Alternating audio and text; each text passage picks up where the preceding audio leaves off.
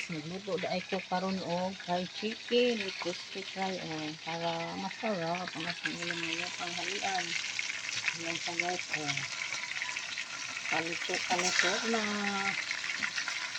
Favorite ni Kuya Iyon ang fried chicken at saka ni Inday sibig.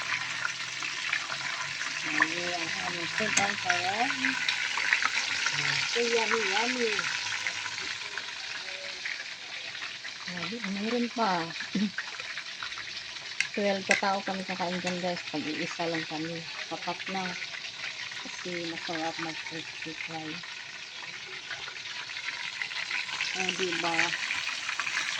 Para masaya ang ating panghalian. Para masaya ang ating mga